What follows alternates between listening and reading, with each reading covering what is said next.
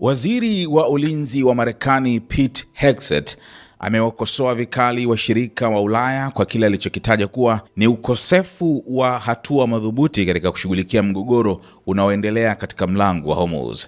Akizungumza huku mvutano ukiendelea kuongezeka kutokana na mzozo wa Iran, Hegseth aliwatuhumu washirika wa jadi wa Marekani barani Ulaya kwa kubebwa bure na kushindwa kutumia majeshi yao kusaidia kufungua njia hiyo muhimu ya bahari. Hatuitegemei Ulaya, lakini wao wana uhitaji mlango wa Hormuz zaidi kuliko sisi, alisema, akionyesha kuwa mataifa ya Ulaya yanaathirika zaidi kutokana na utegemezi wao wa nishati inayopita katika eneo hilo. Hegseth pia alibeza juhudi za kidiplomasia za hivi karibuni za nchi za Ulaya, akipuuza mkutano wa ngazi ya juu na kuita usio na tija. Alisema washirika wa Marekani wanapaswa kupunguza maneno badala ya kuandaa kile alichokiita mikutano ya kifahari na ya kipuuzi.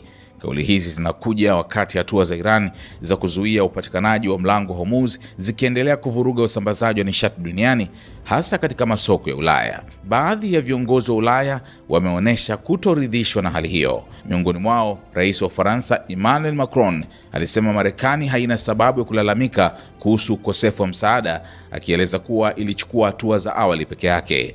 Marekani haiwezi kulalamika kwa kukosa msaada katika operesheni waliochagua kuianzisha wao wenyewe, alisema Macron.